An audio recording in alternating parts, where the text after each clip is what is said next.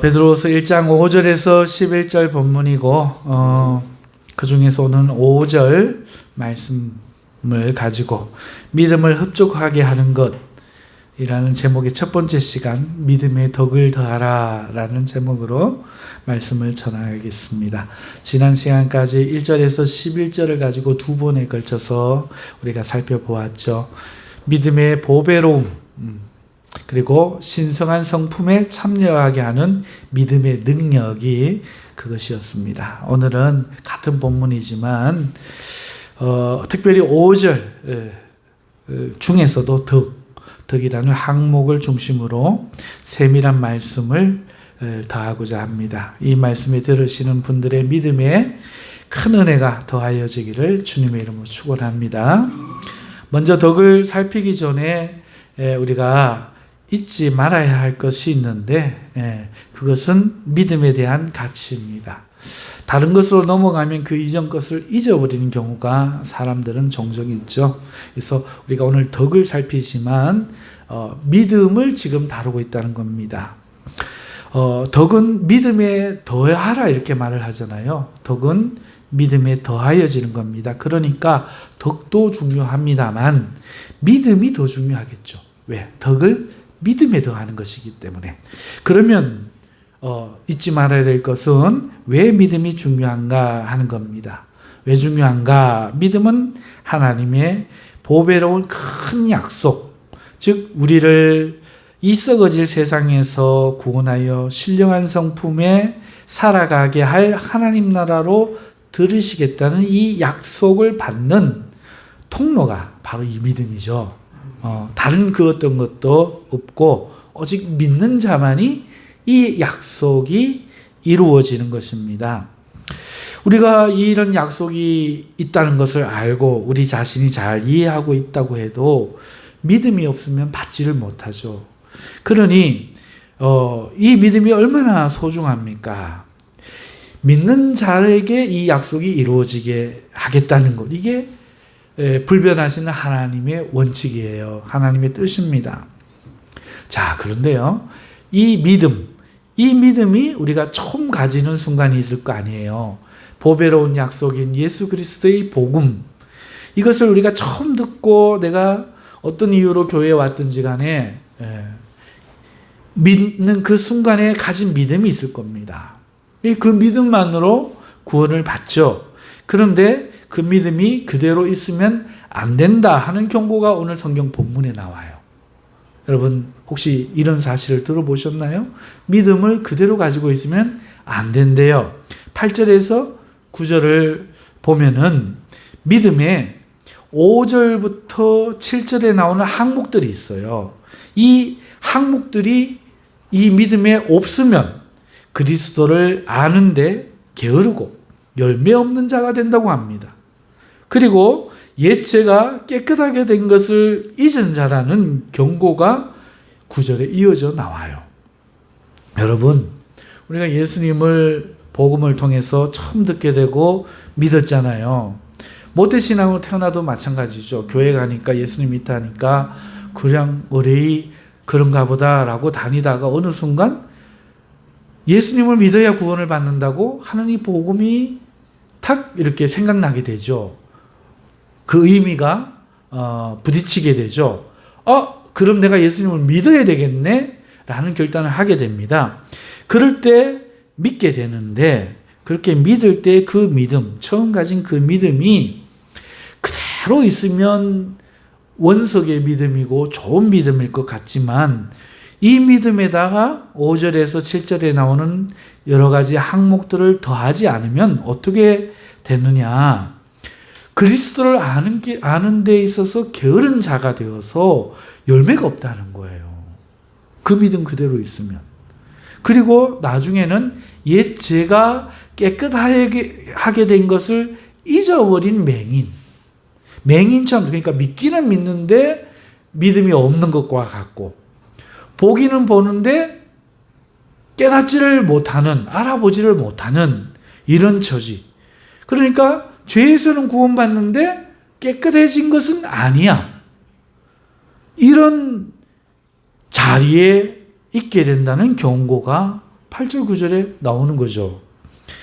이러지 않기 위해서 5절에서 7절에 소개되고 있는 이 덕을 포함한 여러 항목들을 우리 믿음에 더하라.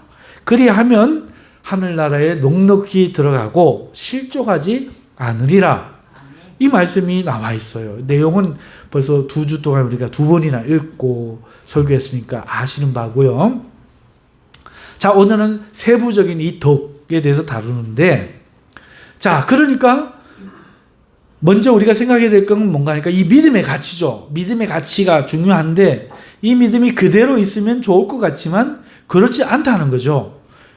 거기에다 몇 가지 항목들을 더해야 된다는 겁니다. 그러니까 믿음이 더 중요하고 이것들을 더하는 것도 굉장히 중요한데, 여기까지 이해하셨죠? 그런데 또 하나 생각할 거는, 그러면 믿음만 있어서는 구원을 못 받느냐? 이렇게 오해할 수가 있죠.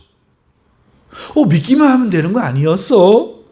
사람이 믿음으로만 구원받는 게 아니라 믿음 외에 내 힘으로 덕도 구비해야 되고 거기에 지식과 절제와 인내 등 항목들을 성도가 노력해서 갖춰야 구원을 받는 거야? 이런 오해 말이에요. 지금 오해라고 말씀드렸습니다. 그러면 믿음으로 거저 받는 것이 아니라 사람이 노력해야 구원받을 수 있다는 거 아닌가요? 그러면 구원이 전적인 하나님의 은혜라는 우리가 지금 지향하는 교단의 교리가 잘못됐다는 말인가요? 이런 오해를 할 수 있겠죠. 근데 그런 말이 아니에요. 그래서 설명을 드리고 갑니다. 믿음 자체가요, 하나님의 선물입니다. 하나님의 선물인데 이게 이해가 조금 복잡해요. 우리 젊은이들은 이해할 수 있어야 돼요. 연세 드신 분이 이해하는데 젊은이가 이해 못하면 젊은이가 아니에요. 살아있는 생생한 머리가 아니고 노화된 머리만 못한 거예요. 여러분, 오늘 베드로후서 1장에 보면은 베드로 사도가 믿음을 받았다고 합니다. 보배로운 믿음을 우리가 받았고, 보배로운 믿음을 받은 자들에게 편지하는, 믿음을 가졌다 받았다 뭐라고 이야기해요? 받았다고 하잖아요. 그것처럼 믿음은요, 태어나는 것에 가까워요. 여러분, 태어났습니까? 태어납니까? 네? 내 입장에서는 아기가 엄마 뱃속에서 자기 노력으로 태어납니까? 태어나집니까? 근데 태어났다 해요? 태어나졌다 해요? 맨날 태어났다 하잖아. 그쵸? 태어나졌잖아요. 똑같은 거예요. 여러분, 믿음은 하나님의 선물입니다. 믿음은 우리가 그런데 가지는 거예요. 여러분, 믿음을 받았다고 지금 말을 하는 거예요. 믿음은 내가 갖는 건데 받았다고 하는 것처럼 여러분, 믿음은 태어나는 것과 같아요. 아이로 예를 들어볼게요. 아기가 태어나잖아요. 그런데 이 아이가요, 밥도 안 먹고 나가 뛰어놀지도 않으면 건강한 어른으로 자라겠습니까? 안 되죠.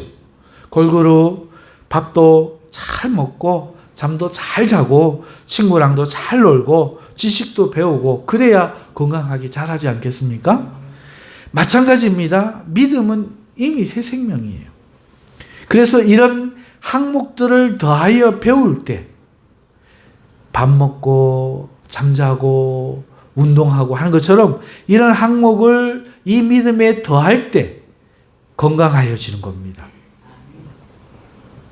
그리고 10절 말씀처럼 실족하지 않을 만큼 튼튼해지고 11절 말씀하신 것처럼 영원한 나라에 넉넉히 들어감을 얻는 것이죠.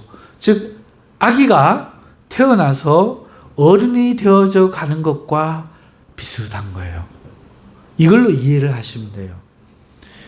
그러니까 이런 것은 아기가 운동을 해서 태어납니까?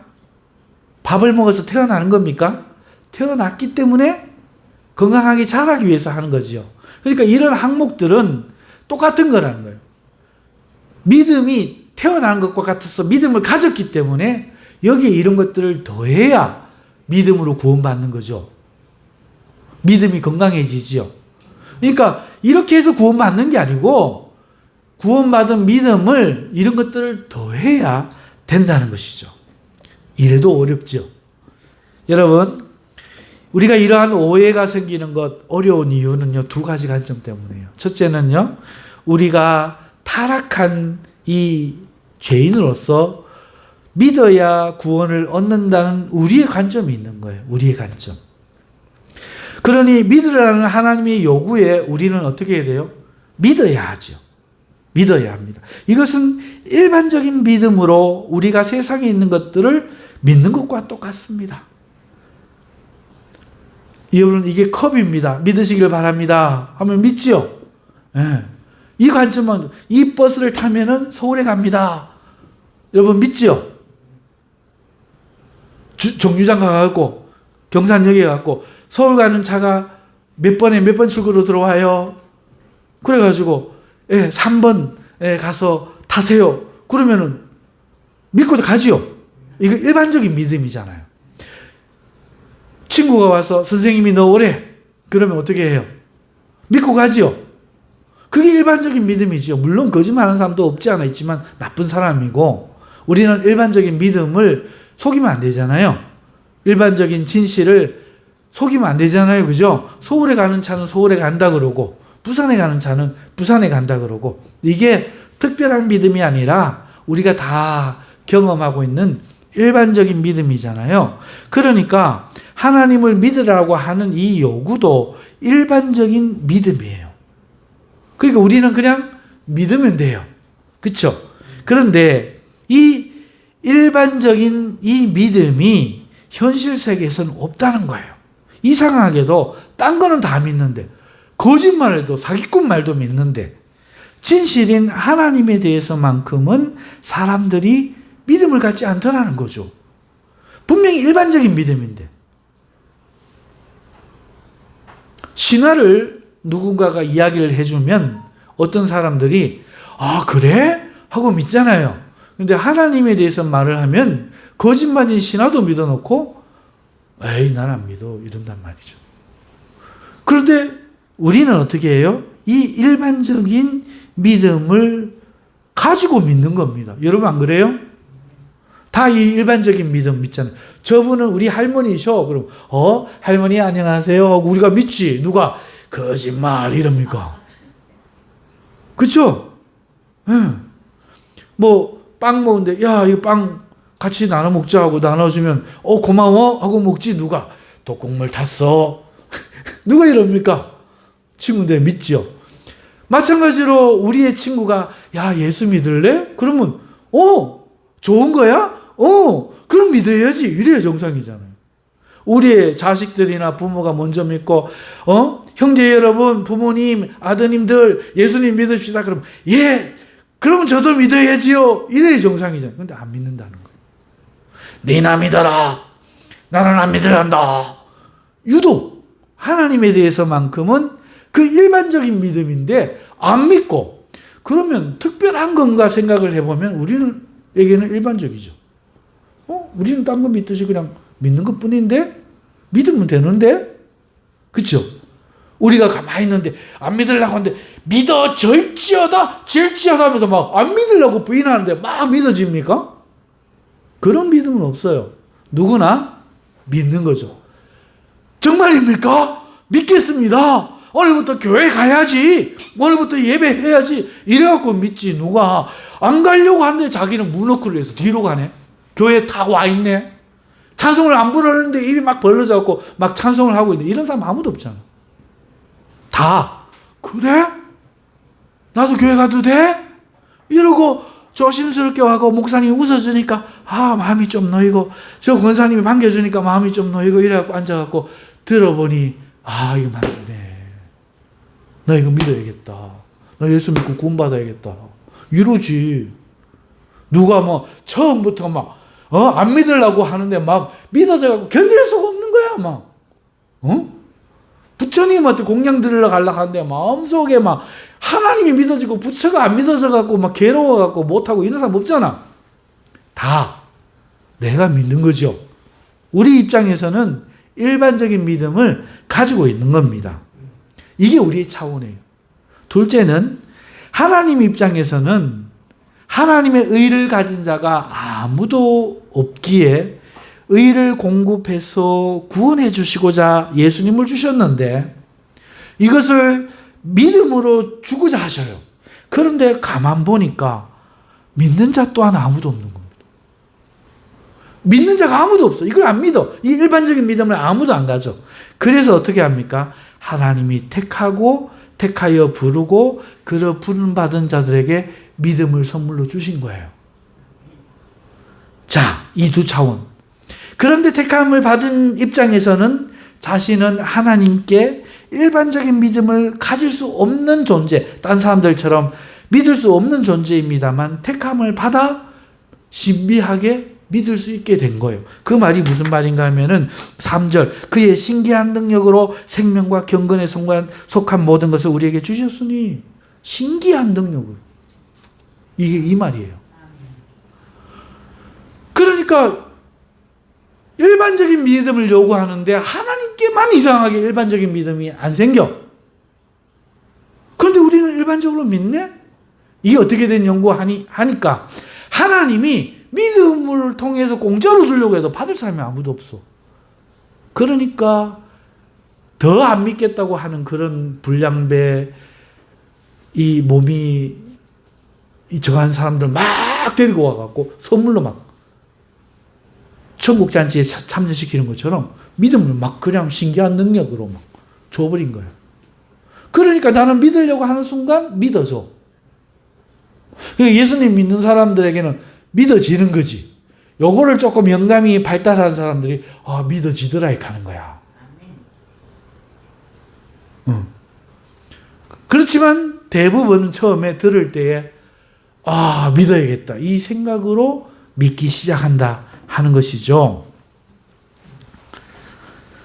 자, 그러니 여러분 우리 자신은 예수님을 믿기 전에 일반적인 믿음을 가질 수 없는 존재들입니다마는 택함을 받아 신기한 능력으로 믿을 수 있게 되었고 그러니 당장 할 것은 뭡니까? 운전사를 믿고 차에 올라탈 수 있듯이 하나님을 믿고 구원의 길에 들어서는 이 일반적인 선택을 우리가 하는 것부터 시작이라는 거죠. 교회에 나오고 하나님을 믿고 세상의 죄를 끊고 이런 것들이죠. 이때 사람 입장에서 말할 때는 예수 믿어라가 되고 그렇죠? 하나님 입장에서 말할 때는 베드로 후서 1장 1절처럼 보배로운 믿음을 받은 이라고 말하는 거죠. 그러니까 이런 과정인 거야.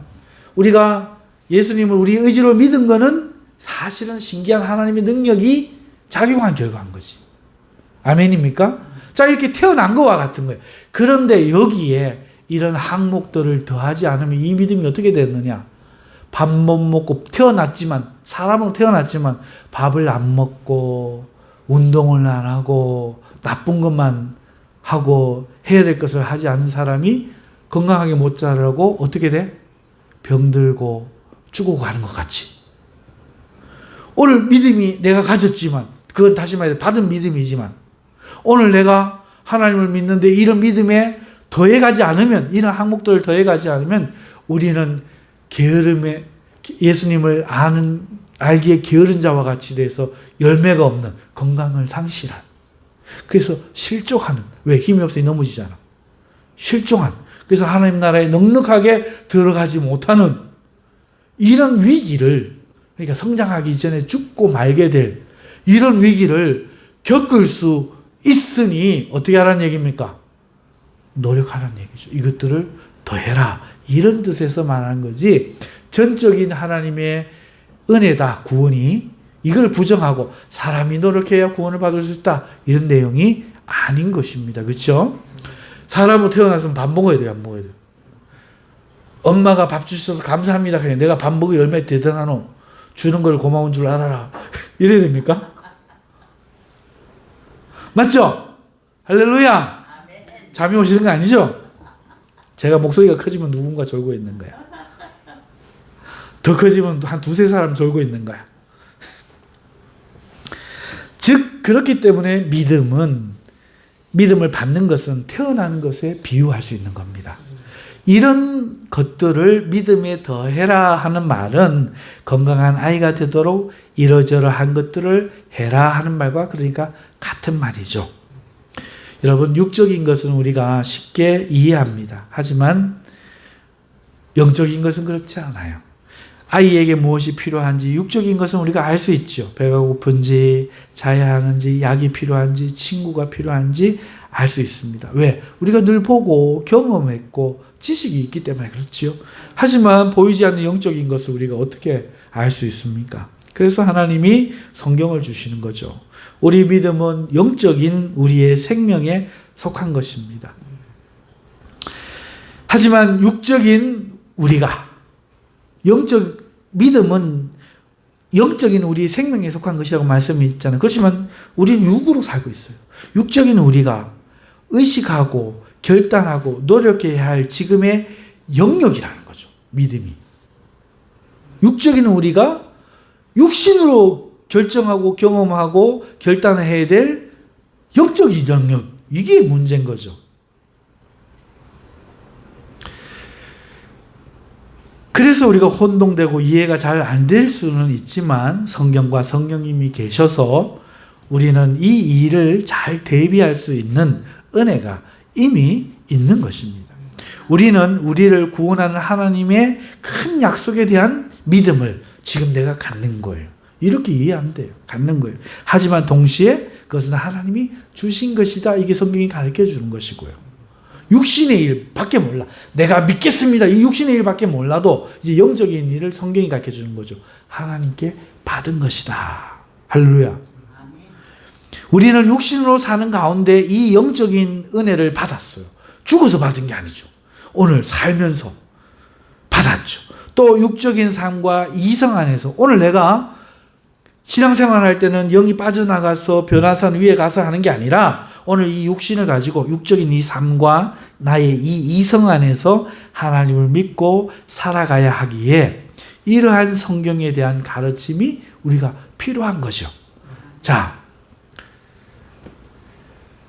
서론이 긴데 이게 서론이 기면서 본론이에요. 여러분 보세요. 우리가 오늘 덕을 알기 전에 믿음이 중요하다고 했잖아요.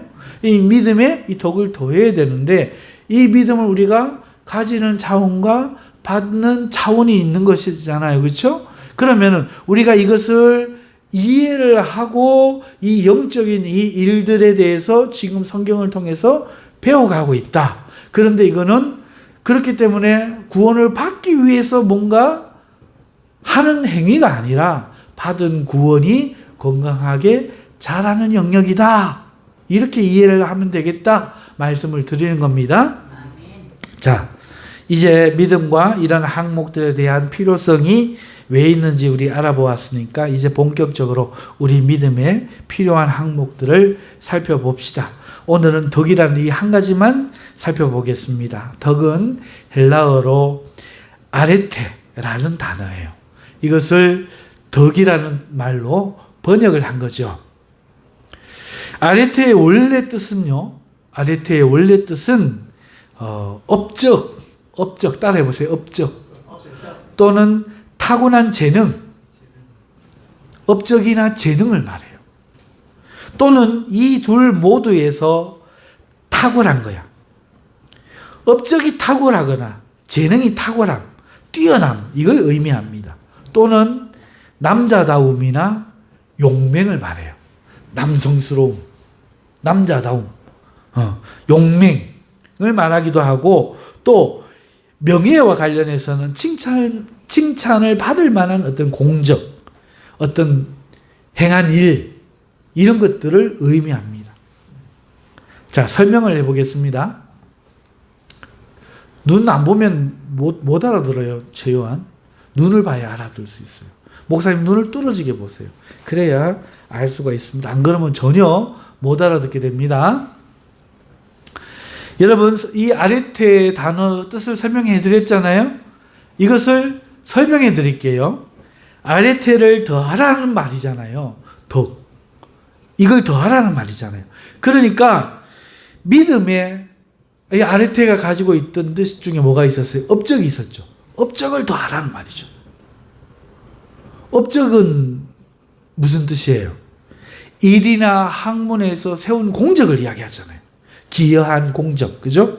그러니까 믿음을 행하고 믿음을 연구해서 믿음을 경영해서 업적을 이루라, 공적을 쌓아 더해라, 이런 뜻이죠.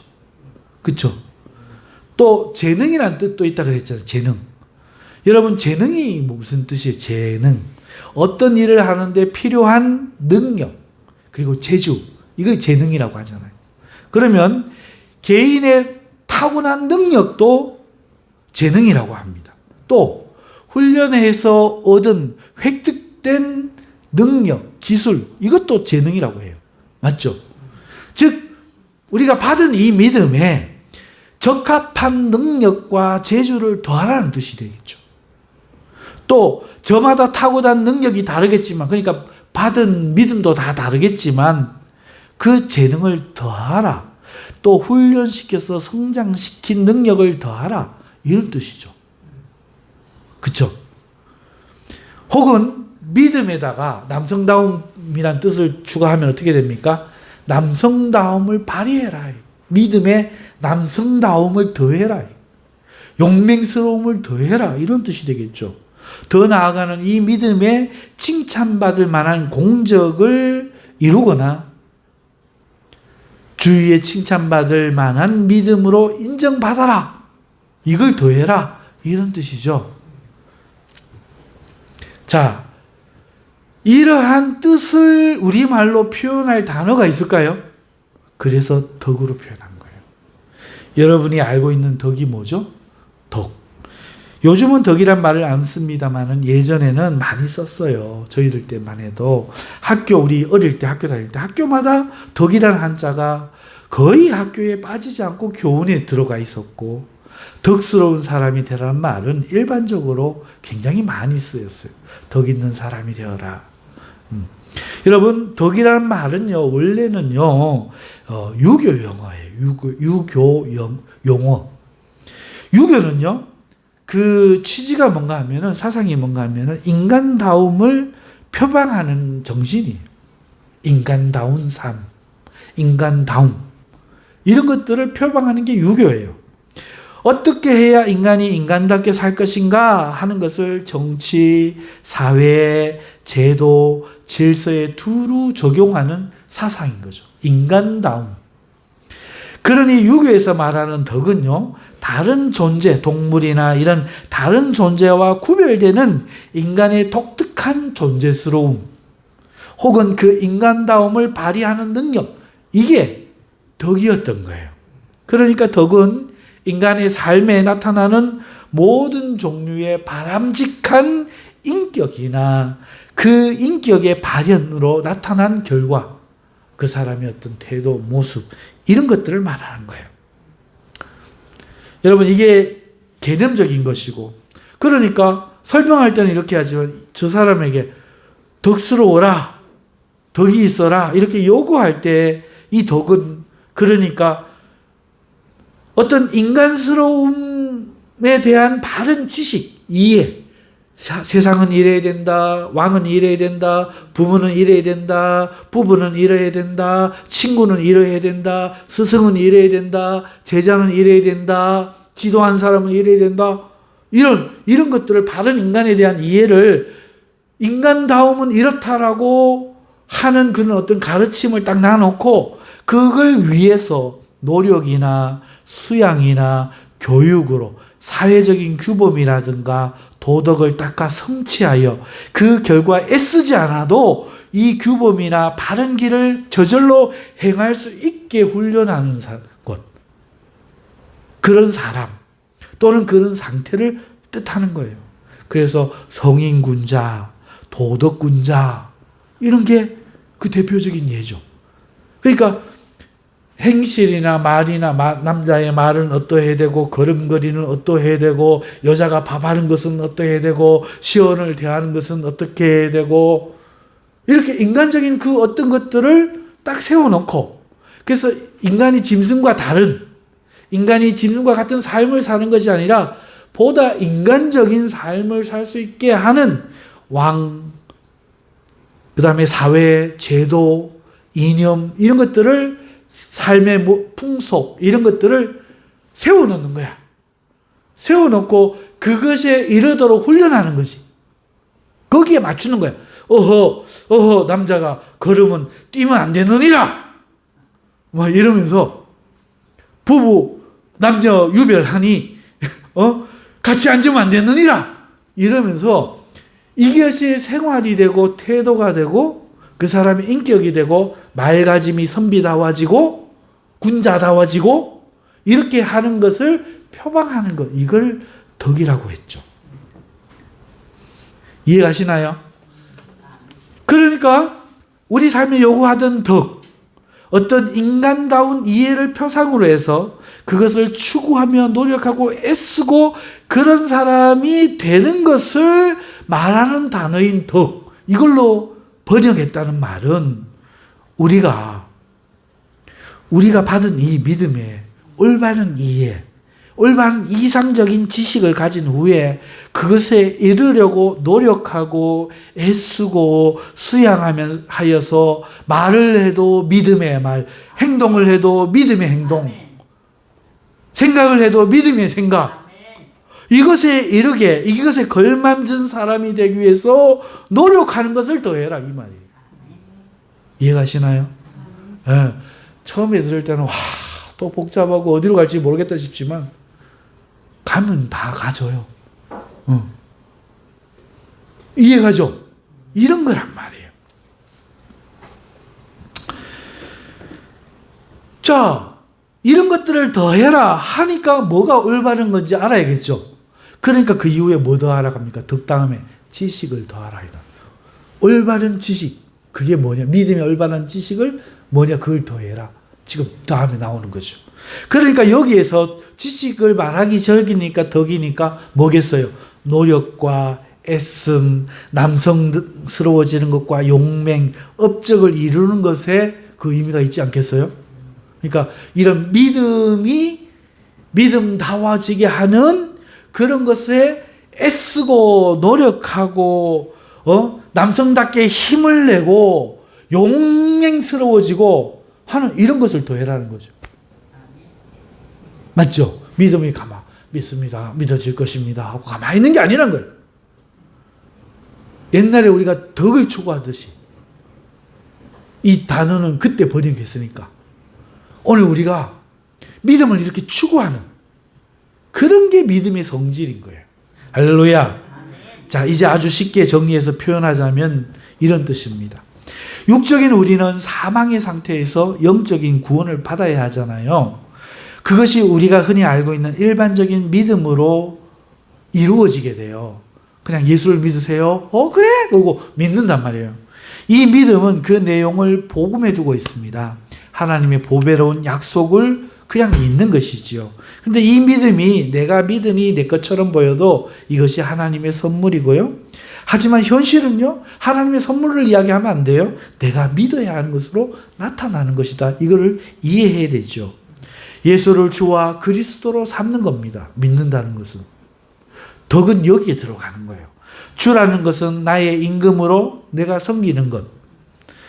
그러니까 예수님의 명령을 받들어야 할 내 태도를 이야기하는 거죠. 예수님 나의 주, 나의 왕이라는 거죠. 예수님의 명을 받들어야 할 권위로 예수님을 주로 인정하는 겁니다. 그리스도는 뭐냐? 우리를 죄에서 구원하시는 구원자로 내가 믿는 것을 말해요. 이것을 일반적인 믿음으로 받아들인 것, 그것이 믿음이라는 것이죠. 할렐루야. 그런데 이 믿음을 가만두면 안 되고 여기에 처음으로 힘써 더해야 할 것이 덕이라는 겁니다. 믿음이 믿음다워지도록, 믿음의 업적이 있도록, 믿음이 연약하지 않고 남성스럽고 용맹스러워지도록, 비난받지 않고 칭찬받을 믿음이 되도록 업적을 더하는 것. 이게 덕을 더하는 것입니다. 이것을 일상의 삶으로 말씀을 드려볼게요. 예수님을 주로 섬기는 것에 대해서 일상에서 우리가 노력해야 된다는 뜻이죠. 예수님을 동의합니다. 이게 아니고 일상에서 예수님을 주와 그리스도 두 가지가 있는데 베드로의 고백이 그거잖아요. 주는 나의 그리스도시요 하나님의 아들이십니다. 예수님은 나의 구원자시고 주시다 그 이야기인데요. 예수님을 주로 섬기는 것에 대해서 우리가 노력할 때 일상에서 더하라고 했으니까 정부나 회사나 삶이 주님을 섬기는 것에 방해가 되고 반대되는 명령을 할 때 여러분 학교가 되겠죠. 나는 예수님이 나의 왕이심을 믿고 오직 예수님의 명에 충성하고 그 명령을 따를 뿐이라는 사실을 더욱 인식하고 일상에서 힘쓰는 걸 말해요. 누가 나의 왕이냐? 세상이 왕이냐? 이 사회가 내 왕이냐? 아니면 예수님이 나의 왕이냐? 이것을 일상에서 분명히 하고 그 다음 오직 예수님의 명령을 이행하는 사람으로 살아가기를 힘쓰는 거예요. 내가 학교 말 듣는 사람 아니다. 내가 회사 말 듣는 사람 아니다. 이 나라의 말 듣는 사람은 아니다. 내가 예수님의 말 듣는 사람이다. 이거를 알고 힘써가는 것. 이게 믿음의 덕을 다하는 거죠.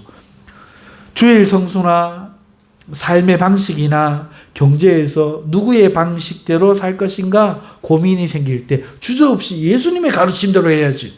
예수님의 명령대로 따라야지. 이렇게 하기 위해서 노력하는 것. 이게 덕을 더하는 겁니다. 혹은 내가 학교를 위해 회사를 위해 얼마나 이바지해야 하는가 하는 생각이 자신을 지배하려고 할 때 아니야 나는 주님과 주님 나라를 위해 이바지해야 해 라는 이 애씀을 더하고 주님께 이바지하기 위한 온갖 노력을 더하는 것, 그것이 믿음의 덕을 더하는 겁니다. 그래야 공적이죠. 업적이죠. 내가 주님을 주로 섬겼으니까, 주인으로 섬겼으니까, 왕으로 섬겼으니까, 내 소속이 예수님께 되었으니까. 자, 이번에는 그리스도, 구원자 그리스도에 대해서 덕을 더하는 부분이 어떤 부분인지 말씀드려볼게요. 그렇게 노력하다 보면 어느덧 자신에 대해서 자신감이 생길 수 있죠. 야, 나 좀 대단한 것 같아. 내가 공로가 있다 하는 마음이 들면 교만히 고개를 들 수가 있습니다. 교만하여지면 이 행위로 구원을 받을 것만 같이 느껴질 수가 있는 거죠. 고개를 싹 들면 이때 이 교만을 꾸짖고 오직 구원은 예수의 은혜로만 구원받음을 다시 고백하며 겸손하여 지려는 노력을 더하는 것이 믿음의 덕을 더하는 거죠. 또는 반대로 덕을 더하려고 하다가 실패하잖아요. 실패할 때도 많잖아요. 그럴 때 나는 안 돼? 이렇게 좌절하고 낭망할 거 아니라, 자신 때문에 낭망할 게 아니라 구원은 주님의 은혜로 되는 것이야 이러고 주님 때문에 다시 한번 힘을 내고 믿음을 더하는 것, 이게 바로 덕을 더하는 것이죠. 주여 육신에 또 졌나이다 이기게 하여 주시옵소서, 성령으로 이기게 하여 주시옵소서, 이렇게 성령 충만을 구하는 것, 이게 믿음의 덕을 더하는 것이죠. 이렇게 말을 해도 이해가 안 갈 수가 있어서 실화를 가지고 예를 들어 말씀을 드릴게요. 여러분, 윌리엄 캐리라는 영국 침례교 선교사가 있었습니다. 그가 인도에서 선교한 사람이었는데요. 그는요, 언어학자요, 원예학자요, 대학 교수요, 당시에 아시아 최고 대학의 설립자가 바로 이 윌리엄 캐리라는 영국인이었습니다. 하지만 그는요, 처음부터 그랬던 게 아니에요. 초등학교밖에 못 다닌 구두 수성공이었습니다. 하지만 믿음이 그를 완전히 바꾸었습니다. 믿음의 덕을 더한 사례를 잘 보여주는 사람인데요. 윌리엄 캐리가 1761년 8월 영국에서 노스샘프턴의 조용한 마을에서 태어났어요. 그의 부모는 독실한 기독교 신자였고 직조공, 석류공장 하는 사람이었죠. 근데 공장은 아니고 그냥 직조공이었어요. 캐리는 책 읽기를 좋아하고 배우는데 열심히 있었습니다. 그는 무엇이든지 시작했다 하면 반드시 끝을 내는 사람이었습니다만은 가정 형편이 어려워가지고 참 책 읽기를 좋아했지만 공부를 못하고 마을 초등학교밖에 못 다니고 구두 수송공이 되어야만 했습니다. 그러던 어느 날 그는 주인의 돈을 몰래 훔치고 거짓말까지 하게 돼요. 이로 인해서 그는 아버지가 기독교인이라고 했잖아요. 교회는 다녔죠. 그리스도는 못 만나도. 수치와 양심의 가책을 받게 된 거예요. 자기는 착한 줄 알았는데 돈을 훔치고 거짓말까지 하고 나니까. 양심의 가책을 받자 수치스러워지자 그는 자기의 이 수치스러움을 견딜 수가 없어. 양심의 가책을 견딜 수가 없어. 내가 이런 사람밖에 안 된다니 나 이제 어떻게 하나. 그는 하나님께 기도하지 않을 수가 없었어요. 하나님께서 이 죄를 깨끗하게 하여 주시면 앞으로 모든 행위에서 악한 행위에서 제가 떠나겠습니다 하며 울며 하나님께 약속했죠. 캐리는요 그러던 어느 날 같이 일하는 한 견습생 윌리엄 워라는 사람이 있었는데요. 같은 구두 견습생이었어요. 그 사람이 초청해 줬어요. 그 사람이 다니는 교회 예배에 참석하게 되었는데 이때 회개하고 그리스도를 영접하게 됩니다. 그 후 그는 예수 그리스도를 알고자 몸부림치게 돼요. 자신이 만족할 만한 결론을 얻기까지 자립적으로 성경을 연구했습니다. 그리스도가 누구냐? 성과학이 뭐냐? 어떻게 살아야 되냐? 이게 막 궁금해서 막 만족할 때까지 성경을 연구한 거죠. 믿음의 덕을 더하고 있는 겁니다. 믿음의 지식을 더하고 있는 겁니다. 그러던 중에 이제 이 사람이 성장할 거 아니에요. 마을 사람들이 이 윌리엄 캐리를 보통 사람이 아닌 걸로 알고 이 사람에게 부탁을 했어요. 설교를 해달라고. 이래가지고 평신도 설교자가 되었어요. 그래서 캐리는요 정규적으로 설교를 이제 하게 되었기 때문에 설교하기 위해서는 더 알아야 된다 생각하고 꾸준히 공부를 해야 했죠. 그가 설교 준비를 되는 대로 하지 않았어요. 책을 읽고 연구했습니다. 그리고 책을 사려면 책이 그때는 비쌌잖아요. 책을 사기 위해 굶어가면서 책을 샀던 거죠. 계속해서 라틴어, 헬라어, 히브리어, 이탈리어를 독학으로 배운 후 독어와 불어를 배우기 시작했습니다. 그는 열악한 환경 속에서 하나님이 주신 언어의 은사를 부릴 듯하게 하여서 부지런히 공부했죠. 유능하고 능력 있는 복음 설교자가 되고자 열망을 가지고 어떠한 노력도 그에게는 크게 여기지 않았습니다. 이것이 너무 크기 때문에. 그렇게 캐리는요 외딴 자기 오두막집에서 열심히 일하는 동안 어느 날 선교사로 부르심을 받게 돼요. 23세 되던 어느 날 쿡 선장의 마지막 항해라는 책을 읽다가 그는 세계 선교에 눈을 뜨게 됩니다. 이 책은 선교사를 위한 책이 아니었지만 이 책을 통해서 복음을 알지 못해 죽어가는 이방인의 비참한 모습들을 영적으로 보는 거죠.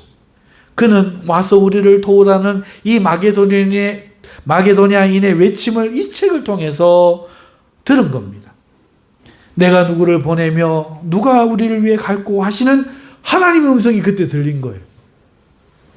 그날 그는 이사야처럼 심령으로 대답합니다. 내가 여기 있나이다. 나를 보내소서. 이렇게 그는 이제 불과 몇 년 만에 믿음이 진보가 이루어져서 죽은 믿음이 아니니 진보가 이루어져서 이제 디모데처럼 일꾼이 된 거죠. 그는 선교사의 꿈을 생각만으로 끝내지 않았습니다. 그때부터 그는요 세계 지도를 스스로 그려놓고 각 나라의 인구, 종교 등 새로운 정보들을 거기에 적어 나갔어요. 사람의 도움을 호소하고 있는 그 지도가 캐리의 기도 제목이 되었습니다. 날마다 하루 일과가 끝나면 오두막집 창문에 커튼을 내리우고 그는 그 지도 앞에 무릎을 꿇고 앉아서 그들의 영혼을 위해 하나님께 기도로 그의 영혼을 쏟아부었던 것이죠. 이것이 믿음의 덕을 더하는 거예요. 그런가 하면 캐리는요 잠자는 교회를 깨우고자 목회자 모임에서요 세계 선교의 필요성에 대해서 역설을 했습니다. 그러자 한 목사님이 그에게 말했습니다. 젊은이 그만 열내고 자리에 앉게나. 만약 하나님께서 이방인의 선교를 원하시면 자네나 내가 가만히 있어도 하나님께서 다 알아서 하실 것일세. 그들은 하나님께서 세계 선교를 하실 때 사람을 통해서 이루신다는 것을 몰랐는 거예요. 하나님의 선물이지만 내 편에서 내가 믿는 거잖아. 공부가 부족해서 하나만 알고 둘을 몰랐던 거죠. 그러니까 하나님이 하실 거란 것만 말할 줄 알지 내가 해야 되는 걸 모르는 거죠. 믿음의 덕을 더하는 것을 그 목회자들은 몰랐던 겁니다. 캐리는 실망했으나 용기를 잃지 않았어요. 그는 계속해서 세계 선교를 위해 위대한 일을 시도했습니다. 그리고 마침내 그는 꿈을 이루었죠. 어떻게 선교 사역을 했는지는 궁금하면 찾아보시고요. 여러분, 가난하고 못 배운 구두순공이었던 캐리는 자신의 죄 때문에 회개하게 되었고 그리스도를 영접하자 그 믿음을 위해 그리스도를 알기 힘썼고 애써 그 믿음의 덕을 더했으며 칭찬받는 설교자가 되었고 마침내 선교사로 부름을 받아 위대한 선교사요, 학자요, 위대한 신앙의 위인이 된 겁니다. 말씀을 했습니다. 요즘은요, 덕이란 말이 없어졌죠? 잘 안 쓰는 말이에요. 우리는 이 유교 용어라는 이유로 덕을 배척할 일이 아니라고 봅니다. 우리의 믿음에는요, 덕이란 말이 가진 그 내용이 필요해요. 그래서 번역을 이렇게 했죠. 현대 기독교인들은요, 자신을 수양하고 덕을 쌓는 것에 거의 문외한이 되었습니다. 세상은 인간적인 삶을 파괴하기 위해서 온갖 비인간적인 것들을 영화와 드라마로 제작해서 유포하고 있는데 교인들마저 그런 드라마나 영화에 빠져들고 영화, 드라마 그러면서 덕을 쌓고 세우며 수양하며 올바른 인간, 올바른 믿음을 갖고 수양하는 일에는 관심도 없고 가르치지도 않는 거예요. 이것은 믿음의 큰 위기입니다. 아이가 밥도 안 먹고 운동도 안 하고 그렇다고 생각해 보세요. 마침내 자신의 죄에서 깨끗하게 된 일을 잊어버리게 만들 거며 세상을 구하며 살아가는 이 세상을 구하며 세상을 얻으려고 살아가는 미련함을 갖게 만들 것입니다.